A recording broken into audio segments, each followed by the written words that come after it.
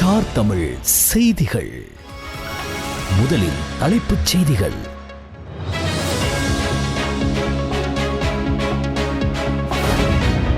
இன்று நள்ளிரவு முதல் அடையாள வேலைநிறுத்தத்தில் ஈடுபட போவதாக தபால் மற்றும் தொலைத்தொடர்பு அதிகாரிகள் சங்கம் அறிவித்துள்ளது.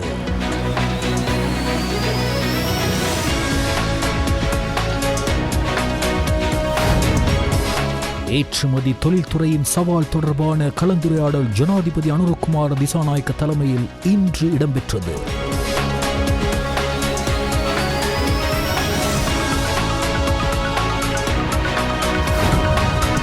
இலங்கைக்கு உத்தியோகபூர்வ விஜயம் மேற்கொண்டுள்ள நியூசிலாந்து பிரதி பிரதமரை எதிர்க்கட்சித் தலைவர் சஜித் பிரேமதாச சந்தித்தார்.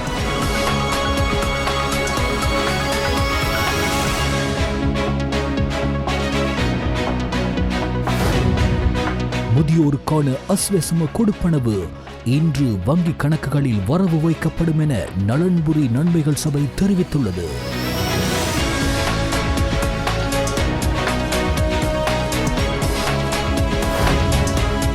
நடிகர் கமல் ஹாசன் ராஜ்யசபா எம்பி ஆகிறார்.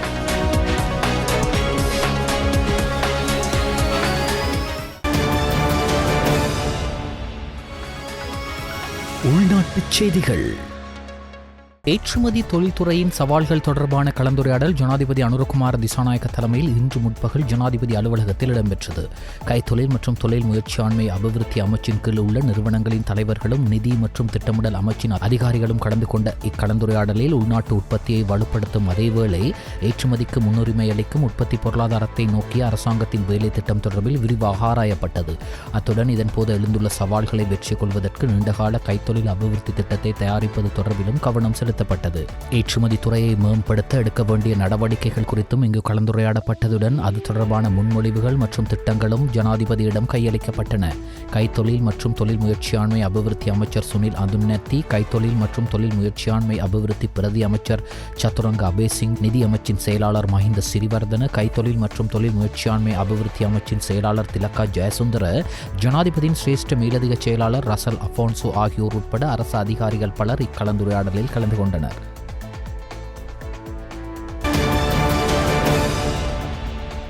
மிகவும் இயற்கையான நிகழ்வான பெண்களின் மாதவிடாய் சுழற்சி தொடர்பில் சமூகத்தில் இருந்து எழும் களங்கம் காரணமாக பெண்கள் பாதிக்கப்படுவதாகவும் அதிலிருந்து அவர்களை விடுவிப்பது அவசியம் என்றும் பிரதமர் கலாநிதி ஹரணி அமரசூரிய தெரிவித்தார். மாதவிடாய் வறுமைக்கு எதிரான கூட்டு நடவடிக்கைக்கான திட்டம் என்ற தலைப்பில் கால்ஃபேஸ் ஹோட்டலில் நடைபெற்ற பீரியட் பிரைட் 2025 மாநாட்டில் கலந்து கொண்டு உரையாற்றும் போதே பிரதமர் கலாநிதி ஹரணி அமரசூரிய இதனை தெரிவித்தார். இங்கு மேலும் கருத்து தெரிவித்த பிரதமர் கலாநிதி ஹரணி அமரசூரிய, பெண்களின் மாதவிடாய் என்பது அவமதிக்கக்கூடிய ஒரு விடயமல்ல என்றும் இது ஒரு இயற்கையான நிகழ்வு என்றும் மாதவிடாய் ஆரோக்கியம் மற்றும் மாதவிடாய் வறுமை ஆகியவை வெறும் சுகாதார பிரச்சினை மட்டுமல்லாது கண்ணியம், சமத்துவம் மற்றும் மனித உரிமைகள் தொடர்பான விடயமாகும் என்றும் பிரதமர் வலியுறுத்தினார். திருகோணமலை, கண்டி மற்றும் கொழும்பு பிரதேசங்களை மையமாக கொண்டு நடத்தப்பட்ட அண்மைய ஆராய்ச்சிகளின்படி பெண்களுக்கான சானிட்டரி நாப்கின்கள் இல்லாததால் பல பாடசாலை மாணவிகள் பாடசாலைக்கு செல்வதை தவிர்க்கின்றனர் என்பது தெரிய வந்துள்ளது என்றும் பல பெண்கள் பாதுகாப்பற்ற தெரிவுகளை நாடுகின்றனர் என்றும்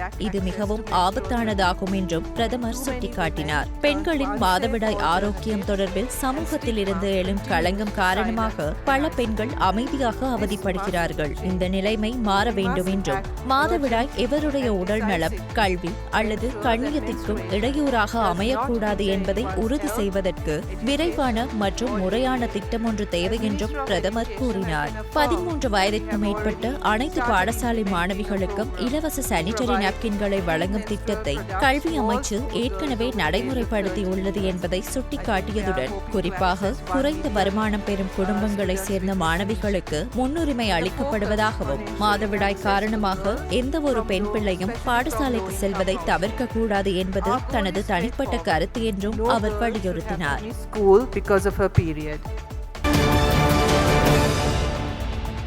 இலங்கைக்கு உத்தியோகபூர்வ விஜயம் மேற்கொண்டுள்ள நியூசிலாந்து பிரதமரும் வெளியுறவு அமைச்சருமான வின்சென்ட் பீட்டர்ஸிற்கும் எதிர்க்கட்சித் தலைவர் சஜித் பிரேமதாசவுக்கும் இடையிலான சந்திப்பு நேற்று பிற்பகல் எதிர்க்கட்சித் தலைவர் அலுவலகத்தில் இடம்பெற்றது.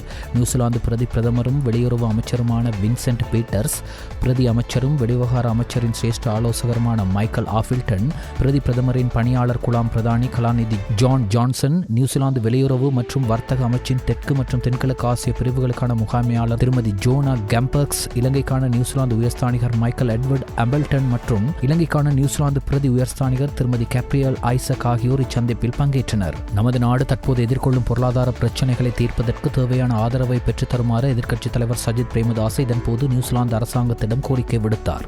வர்த்தக, முதலீடு, தொழிற்கல்வி மற்றும் நிலைக்கல்வி, புதுப்பிக்கத்தக்க எரிசக்தி மற்றும் பிராந்திய விரிவான பொருளாதார கூட்டாண்மையின் கீழ் ஈடுபாடு உள்ளிட்ட பல முக்கிய துறைகளில் இருதரப்பு ஒத்துழைப்புகளை வளப்படுத்துவது குறித்து இச்சந்திப்பில் கவனம் செலுத்தப்பட்டது. இதேபோல் இலங்கையை தன்னிறைவு பெற்ற பால் உற்பத்தி நாடாக மாற்றுவதற்கு 2013ஆம் ஆண்டு கைச்சாத்திடப்பட்ட பால் கூட்டுறவு ஒப்பந்தத்தை விரிவாக்குவது தொடர்பில் மறுபரிசீலனை செய்யுமாறு இதன்போது எதிர்க்கட்சித் தலைவர் நியூசிலாந்து அரசாங்கத்திடம் கோரிக்கை விடுத்தார்.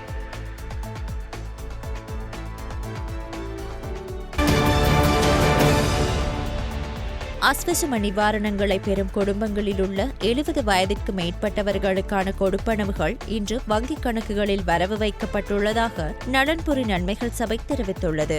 அதன்படி பயனாளிகள் இன்று முதல் தங்களது வங்கிக் கணக்குகள் மூலம் குறித்த கொடுப்பனவுகளை பெற முடியும் என அந்த சபையின் தலைவர் ஜயந்த விஜயரத்ன தெரிவித்துள்ளார். 5,92,566 பயனாளிகளுக்கான 2,963 மில்லியன் ரூபாவுக்கும் அதிகமான தொகை அஸ்வசம வங்கிக் கணக்குகளில் வரவு வைக்கப்பட்டுள்ளதாக அவர் குறிப்பிட்டுள்ளார். கலனி எலோனா விஜயவர்தன மகளிர் கல்லூரியின் மாணவர் பாராளுமன்றத்தின் ஆரம்ப அமர்வு நேற்று ஜனாதிபதி செயலகத்தில் பழைய பாராளுமன்ற சபாபீடத்தில் நடைபெற்றது. ஜனாதிபதி செயலகம், கல்வி அமைச்சு மற்றும் இலங்கை பாராளுமன்றத்தின் தொடர்பாடல் பிரிவு ஆகியவற்றால் பாடசாலை மாணவர்களுக்காக செயல்படுத்தப்படும் விஷன் திட்டத்துடன் இணைந்ததாக கலனி எலேனா விஜயவர்தன மகளிர் கல்லூரிக்கு இந்த வாய்ப்பு வழங்கப்பட்டுள்ளது. ஹெலேனா கல்லூரி மாணவர் பாராளுமன்ற உறுப்பினர்களுக்கு எதிர்கால தலைமைத்துவம், பாராளுமன்ற மரபின் வரலாறு மற்றும் பாராளுமன்றத்தின் வகிப்பாகம் குறித்து இலங்கை பாராளுமன்றத்தின் பணியாட் தொகுதி பிரதானி பாராளுமன்ற பிரதி செயலாளர் நாயகம் சட்டத்தரணி சமிந்த குலரத்ன விளக்கமளித்தார். மாணவர் பாராளுமன்றத்தின் தொடக்க அமர்வு சபாநாயகர் பதவி பிரமாணம் மற்றும் உறுப்பினர்களின் பதவி பிரமாணத்துடன் ஆரம்பமானது.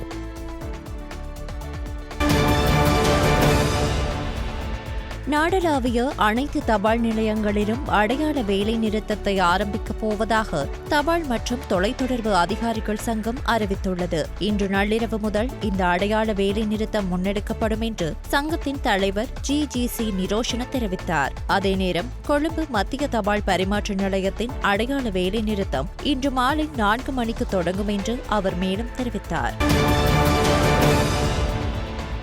நிறைவுகாண் வைத்திய சேவைக்கு சொந்தமான ஆய்வுக்கூட வல்லுநர்கள் மற்றும் உடலியக்கவியலாளர்கள் ஆரம்பித்த பணி புறக்கணிப்பு இன்று காலை 8 மணியுடன் தற்காலிகமாக இடைநிறுத்தப்பட்டுள்ளதாக நிறைவுகாண் வைத்திய தொழில் வல்லுநர்கள் ஒன்றியத்தின் தலைவர் ரவி குமுதேஷ் தெரிவித்துள்ளார். இதேவேளை இணை சுகாதாரத்துறைக்கு அமைவான வைத்திய ஆய்வக உடலியக்கவியலாளர்கள் நியமனங்கள் வழங்குவதை தடுத்து மேன்முறையீட்டு நீதிமன்றம் இடைக்கால உத்தரவை பிறப்பித்தது. இந்த மனு மீண்டும் 11ஆம் திகதி விசாரணைக்கு வரவுள்ளது. அந்த திகதி வரை இந்த நியமனங்கள் வழங்குவது தொடர்பில் தற்போதைய நிலையே தொடரும் என நீதிமன்றத்தின் உத்தரவில் குறிப்பிடப்பட்டுள்ளது. இந்த நியமனத்தால் பாதிக்கப்பட்ட 270 பட்டதாரிகள் தாக்கல் செய்த ரிட் மனுவை பரிசீலித்த பின்னர் மேன்முறையீட்டு நீதிமன்றத்தின் பதில் தலைவர் முகமது லஃபார் தாஹிர் மற்றும் பிரியந்த பெர்னாண்டோ ஆகிய நீதியரசர்கள் அமர்வால் இந்த உத்தரவு பிறப்பிக்கப்பட்டுள்ளது. மனுதாரர் சார்பாக ஆஜரான சட்டத்தரணி ரஜீவா அமரசூரிய முன்வைத்த வாதங்களை பரிசீலித்த பின்னர் நீதிமன்றம் இந்த உத்தரவை பிறப்பித்தது. இதன் மூலம் வெளிநாட்டு மற்றும் தனியார் பல்கலைக்கழகங்களை சேர்ந்த விண்ணப்பதாரர்களுக்கு வாய்ப்பு வழங்கப்படுவதாகவும் இதனூடாக தமக்கு அநீதி இழைக்கப்படுவதாகவும் மனுதாரர்கள் தெரிவித்துள்ளனர். அதன்படி குறித்த நியமனங்கள் வழங்குவதை தடுக்கும் உத்தரவை பிறப்பிக்குமாறும் நீதிமன்றத்தில் கோரப்பட்டது. வடக்கு காணிகளை சுவீகரிப்பதற்கான வர்த்தமானியை மீளப் பெற்றது கிடைத்த பெரும் வெற்றி என பாராளுமன்ற உறுப்பினர் கஜேந்திரகுமார் பொன்னம்பலம் தெரிவித்துள்ளார். இது அனைத்து ஒரு கூட்டு முயற்சி மிகவும் வெற்றிகரமாக இந்த முடிவை ஏற்படுத்தியிருக்கின்றது. இந்த வர்த்தமானி கொண்டு வரப்பட்டது ஒரு அரசாங்கம் 3/2க்கும் விட ஒரு மகத்தான ஒரு ஆணையை பெற்றிருக்கின்ற ஒரு அரசாங்கத்தால். தமிழ் மக்களையோ முஸ்லீம் மக்களையோ தனித்தனியாக வந்து கருத்திலேயே எடுக்க தேவையில்லை. அவர்களோட கருத்துவாக்கமே வந்து தமிழ் மக்கள் முஸ்லீம் மக்களுங்க தங்களுக்கு தான் வாக்களிச்சிருக்கு, தங்களுக்கு தான் நாணயம் கொடுத்துருக்கு. அப்படி இருக்கவும் வந்து இன்றைக்கு தமிழ் பேசும் மக்களாக தமிழரையும் முஸ்லீம் மக்களையும் பிரிக்க முடியாத வகையிலே தமிழ் பேசும் மக்களாக நாங்கள் அணிதிரண்டது. அரசியல் ரீதியாக நாங்கள் பாராளுமன்றத்திலேயும் நாங்கள் விவாதித்ததும் ஒரு மகத்தான ஆணையை பெற்றதாக சொல்லி கொண்டு இருக்கக்கூடிய தேசிய மக்கள் சக்தியும் கூட அதை தட்டி கழிக்க முடியாத ஒரு நிலைக்கு நாங்கள் கொண்டு வந்தோம். எங்களுடைய இனப்பிரச்சினை சார்ந்த விடயத்திலேயும் வந்து நாங்கள் இந்த ஒற்றையாட்சி முறைமையை முற்றுமுழுதாக நிராகரித்து அதை ஒரு ஆரம்ப புள்ளியாக கூட நாங்கள் பயன்படுத்த முடியாது, அதை கருத முடியாதென்ற ஒரு நிலைப்பாட்டை மிகவும் உருக்கமாக கடைப்பிடித்து நாங்கள் ஒற்றுமையாக தமிழ் பேசும் மக்கள் என்ற வகையில் வந்து எங்களுக்கு வடகிழக்கு பிராந்தியத்தில் வந்து எங்களுக்கு இடையிலே இருக்கக்கூடிய ஒரு புரிந்துணர்வை ஏற்படுத்தி நாங்கள் ஒரு பொது நிலைப்பாட்டை வந்து நாங்கள் அரசினமும் சர்வதேசத்தினமும் முன்வைக்கின்ற பொழுது அது தட்டுக்களிக்க முடியாத ஒரு நிலைமையை உருவாக்கும் என்பதையும் நான் நினைக்கிறேன். இந்த முயற்சியினுடைய வெற்றி ஒரு மிகச்சிறந்த ஒரு எடுத்துக்காட்டு. சட்டவிரோத மீன்பிடி நடவடிக்கை தடுக்கப்பட வேண்டும் என மீன்பிடி அமைச்சர், கடற்றொழில் மற்றும் நீரியல் வளங்கள் அமைச்சர் ராமலிங்கம் சந்திரசேகர் தெரிவித்துள்ளார். தொழிலில் ஈடுபடுகின்ற மீனவர்கள், அது உள்நாட்டிலும் சரி வெளிநாட்டிலும் சரி, இந்திய மீனவர்கள் எடுத்துக்கொண்டாலும் கூட அபாரான ஒரு பாரிய பிரச்சனை ஒன்று இன்றைக்கு கடற்தொழிலாளர்கள் மத்தியில் காணக்கூடியதாக இருக்கு. அப்ப அந்த சட்டவிரோதமான இல்லீகலியாக மீன்பிடிக்கின்றவர்களை தடுப்பதற்கான நடவடிக்கைகள் துரிதப்படுத்துவதற்கும் அதை ஒழுங்குபடுத்துவதற்குமான நடவடிக்கைகள் நாங்கள் ஆரம்பித்திருக்கின்றோம். இடம்பெறப் போவது என்னவென்றால் வேறு எதுவும் அல்ல, எங்களுடைய கடல் வளம் அளிக்கப்படுமே தவிர எங்களுடைய எதிர்கால சந்ததியினுடைய சொந்தமாக இருக்கின்ற சொத்துக்கள் அளிக்கப்படுமே தவிர வேற எதுவும் அல்ல. கடற்படையினரும், அதே போன்று இராணுவம், போலீஸ், அதே போன்று அரசு அதிகாரிகள், கடற்பாதுகாப்பு படையினர் உள்ளிட்ட கரையோர பாதுகாப்பு பிரிவினர் உள்ளிட்ட அனைவரோடும் இது தொடர்பாக விரிவாக பேசியிருக்கின்றோம். இரண்டாவதாக நாங்கள் பேசணும், இந்திய மீனவர்களுடைய வருகை என்பது மிகவும் பாதகமானது, பாரதூரமானது. இந்திய மீன்பிடி படகுகள் இங்கு வருவதன் மூலமாக எங்களுடைய கடல் வளத்தை முற்றாக அழித்தொழிக்கின்ற நடவடிக்கையை முன்னெடுக்கின்றார்கள்.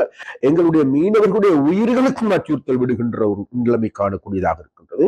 அவ்வாறான புறம்பான விடயங்களையே இன்றைக்கு இந்திய மீனவர்களால் மேற்கொள்ளப்பட்டு வருகின்றது. அதனால் எங்களுடைய கடற்படையினருக்கு நாங்கள் இப்பொழுது உத்தரவிட்டிருக்கின்றோம், அவர்களோடு உரையாடி இருக்கின்றோம். இது தொடர்பாக கூடுதலான கவனத்தை செலுத்தி அவர்கள் வருவதை தடுப்பதற்கான நடவடிக்கையை கடற்படையினர் என்னென்ன நடவடிக்கை எடுக்க முடியுமோ அவ்வளவு நடவடிக்கையும் எடுங்கள் என்று நாங்கள் கேட்டு. கடலோர ராப்பொழுது உறங்காத கொழும்பு துணைப்பொருளின் கீழ் கொள்ளுப்பிட்டி புகையிரத நிலையத்திலிருந்து தெய்வல வரைக்குமான 7.4 கிலோமீட்டர் தூரம் கொண்ட கொழும்பு கடலோர வீதியை அபிவிருத்தி செய்யும் கருத்திட்டம் ஒன்றை நடைமுறைப்படுத்துவதற்கு திட்டமிடப்பட்டுள்ளது. அதில் காளிமுகத்திடல் தொடக்கம் புனித தோமஸ் ஆரம்ப பாடசாலை வரைக்கும் 400 மீட்டர் தூரமான வளையத்தில் அதிக கவனம் செலுத்துவதற்கு எதிர்பார்க்கப்படுகின்றது. அதற்கமைய உத்தேச கருத்திட்டத்தை நடைமுறைப்படுத்துவதற்காக வெளிவிவகார, வெளிநாட்டு வேலைவாய்ப்பு மற்றும் சுற்றுலாத்துறை அமைச்சர் அவர்கள் சமர்ப்பித்துள்ள யோசனைக்கு அமைச்சரவை அங்கீகாரம் வழங்கியுள்ளதாக அமைச்சரவை பேச்சாளரும் அமைச்சருமாகிய நலிந்த ஜெயதிස தெரிவித்தார். බහු ආංශික යාන්ත්‍රණයක් ස්ථාපිත කිරීම යෝජනාවලට කැබිනට් මණ්ඩලයේ අනුමැතිය ලබා දුන්නා. அரசியலமைப்பு சபையின் முறையான ஒப்புதல் இல்லாமல் தேசபந்து தென்னகோனை போலீஸ் மா அதிபராக நியமிப்பதற்கு முன்னாள் ஜனாதிபதி ரணில் விக்ரமசிங்கே எடுத்த முடிவு அரசியலமைப்பிற்கு முரணானது என்று தீர்ப்பளிக்க கோரி தாக்கல் செய்யப்பட்ட மனுக்களை விசாரிக்க உயர்நீதிமன்றம் உத்தரவிட்டுள்ளது.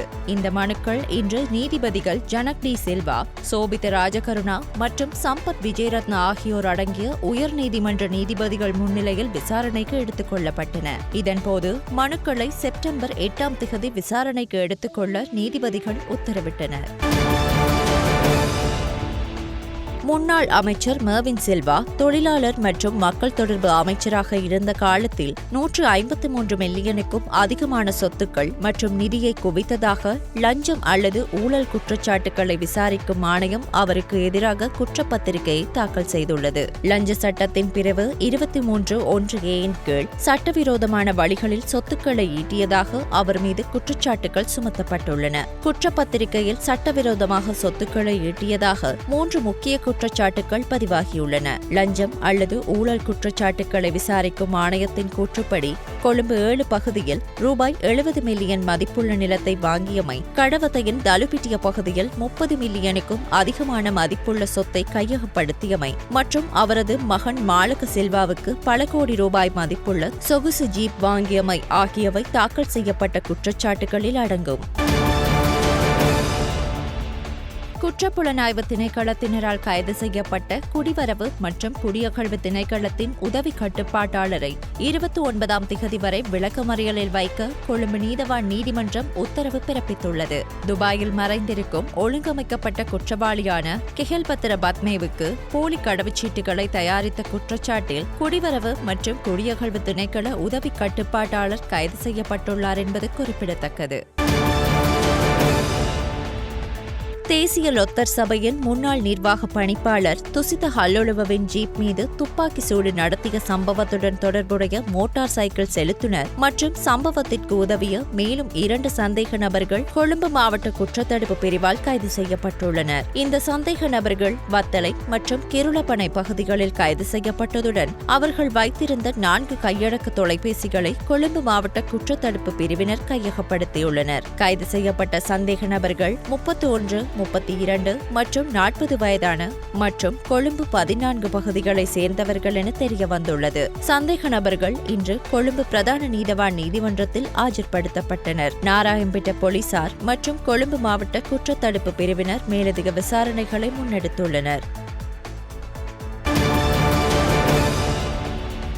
குற்றப்புலனாய்வு திணைக்களத்தின் காவலில் இருந்து தப்பிக்க திட்டம் தீட்டியதாக குற்றம் சாட்டப்பட்டுள்ள ஹரக்கட்டா என்ற நதுன் சிந்தக உள்ளிட்ட 3 குற்றவாளிகளுக்கு எதிரான வழக்கை ஜூன் 9ஆம் திகதி விசாரணைக்கு அழைக்க கொழும்பு மேல் நீதிமன்றம் இன்று உத்தரவிட்டது. பிரதிவாதியான ஹரக்கட்டா பலத்த பாதுகாப்புடன் இன்று நீதிமன்றத்தில் ஆஜர்படுத்தப்பட்டார்.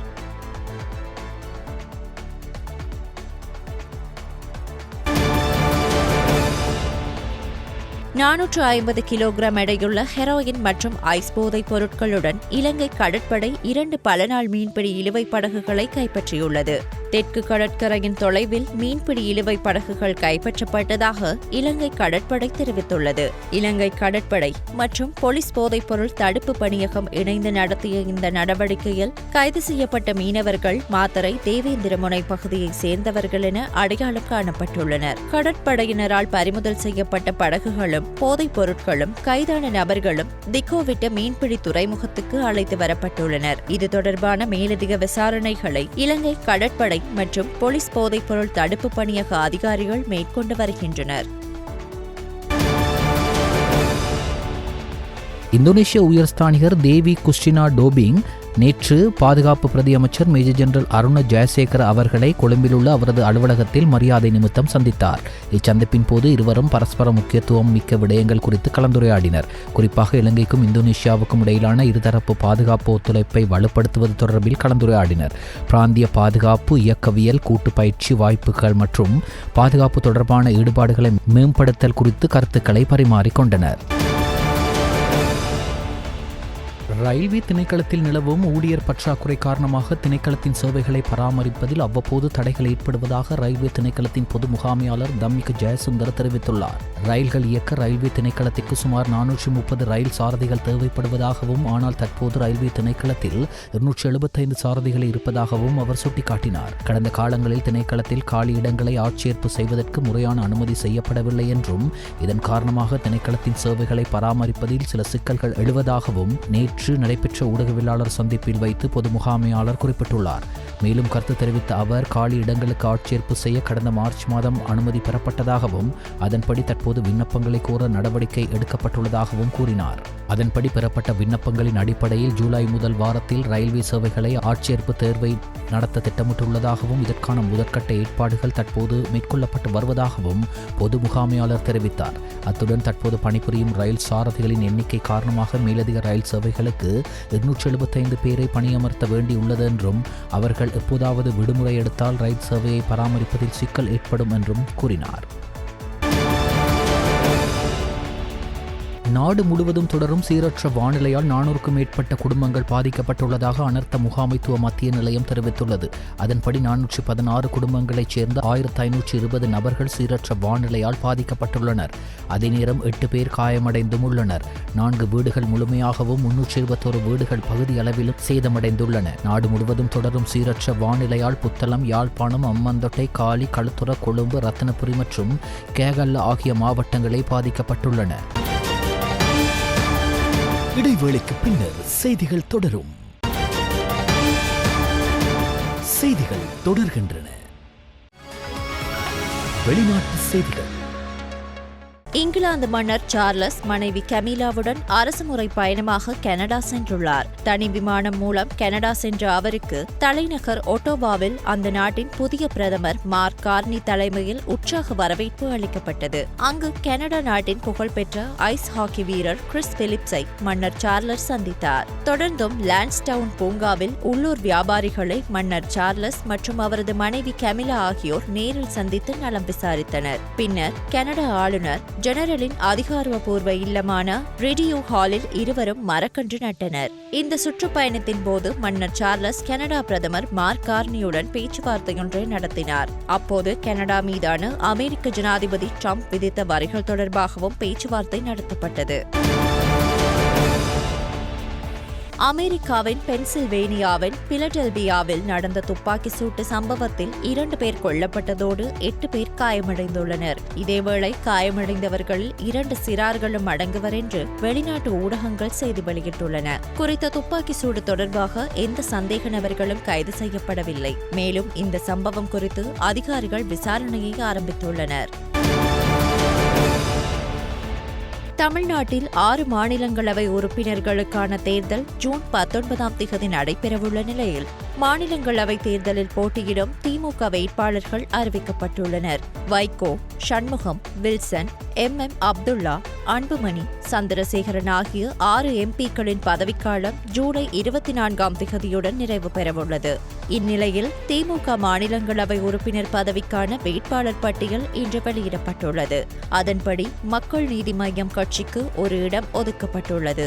இது தொடர்பாக திமுக தலைவர் மு.க. ஸ்டாலின் வெளியிட்டுள்ள அறிவிப்பில் 2025 ஜூன் 19 அன்று நடைபெறவிருக்கும் மாநிலங்களவை உறுப்பினர் தேர்தலில் திராவிட முன்னேற்றக் கழகத்தின் சார்பில் போட்டியிடும் 4 இடங்களில் 3 இடங்களுக்கு திமுக வேட்பாளர்களும் மற்றுமுள்ள ஒரு இடத்திற்கு ஏற்கனவே செய்து கொண்ட ஒப்பந்தத்தின்படி மக்கள் நீதி மய்யத்திற்கு ஒரு இடம் ஒதுக்கப்படுகிறது.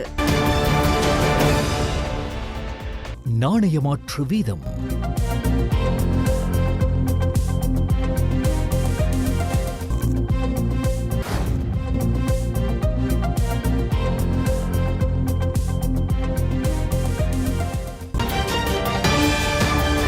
இடைவேளைக்கு பின்னர் செய்திகள் தொடரும். செய்திகள் தொடர்கின்றன. விளையாட்டு செய்திகள். 18வது IPL கிரிக்கெட் போட்டி இறுதிக் கட்டத்தை எட்டிவிட்ட நிலையில் லக்னோவில் நேற்றிரவு அரங்கேறிய 70வது மற்றும் கடைசி லீக் போட்டியில் லக்னோ சூப்பர் ஜெயண்ட்ஸ் மற்றும் ராயல் சேலஞ்சர்ஸ் பெங்களூரு அணிகள் மோதின. இந்த போட்டியிற்கான நாணய சுழற்சியில் வெற்றி பெற்ற பெங்களூரு அணி முதலில் பந்துவீச்சை தெரிவு செய்தது. அதன்படி முதலில் துடுப்படுத்த ஆடிய லக்னோ அணி நிர்ணயிக்கப்பட்ட 20 ஓவர்கள் நிறைவில் 3 விக்கெட்டுகள் இழப்பிற்கு 227 ஓட்டங்களை பெற்று பெங்களூரு அணிக்கு 228 ஓட்டங்களை வெற்றி இலக்காக நிர்ணயித்தது. பதிலுக்கு துடுப்படுத்த ஆடிய பெங்களூரு அணி 4 விக்கெட்டுகள் இழப்பிற்கு 230 ஓட்டங்களை பெற்று வெற்றியடைந்தது.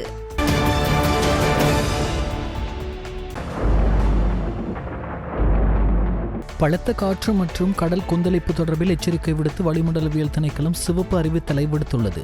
சிலாபம் முதல் புத்தளம் மற்றும் மன்னார் வழியாக காங்கேசன்துறை வரையிலும், காலி முதல் புத்தளம் மற்றும் மன்னார் வழியாக அம்மந்தொட்டை வரையிலும் உள்ள கடற்கரைக்கு அப்பால் உள்ள கடல் பகுதிகளுக்கு இந்த எச்சரிக்கை இன்று பிற்பகல் 12:30 மணி முதல் நாளை பிற்பகல் 12:30 மணி வரை செல்லுபடியாகும் என்று திணைக்களம் அறிவித்துள்ளது.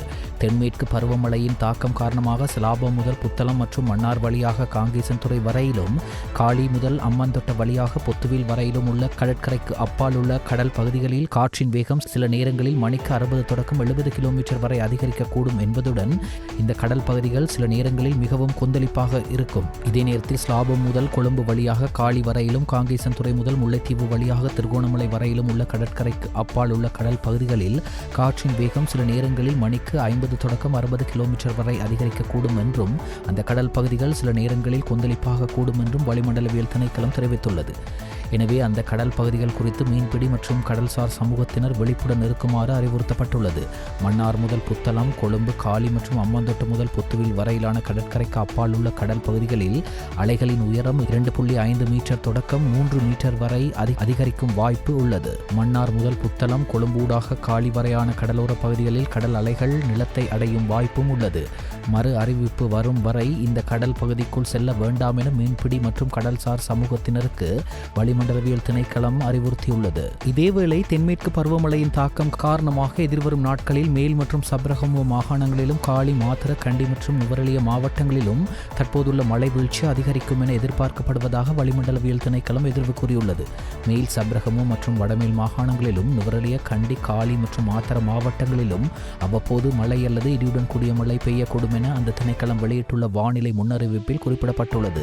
சப்ரகமுவ மாகாணத்திலும், நுவரெலியா, கண்டி, காலி மற்றும் மாத்தர மாவட்டங்களிலும் சில இடங்களில் 75 மில்லிமீட்டருக்கும் அதிகமான ஓரளவு பலத்த மழை பெய்யக்கூடும். வடமத்திய மாகாணத்திலும், மன்னார், அம்பாந்தோட்டை மற்றும் மாத்தளை மாவட்டங்களிலும் சிறிதளவு மழை பெய்யக்கூடும். மத்திய மலைநாட்டின் மேற்கு சரிவுகளிலும், வடக்கு, வடமத்திய மற்றும் வடமேல் மாகாணங்களிலும், அம்மந்தோட்டை மற்றும் திருகோணமலை மாவட்டங்களிலும் அவ்வப்போது 40 தொடக்கம் 50 கிலோமீட்டர் வேகத்தில் பலத்த காற்று வீசக்கூடும். இடியுடன் கூடிய மழையுடன் தற்காலிக பலத்த காற்று மற்றும் மின்னல் தாக்கங்களினால் ஏற்படக்கூடிய ஆபத்துக்களை குறைக்க தேவையான நடவடிக்கைகளை எடுக்குமாறு வளிமண்டலவியல் திணைக்களம் பொதுமக்களை அறிவுறுத்தியுள்ளது.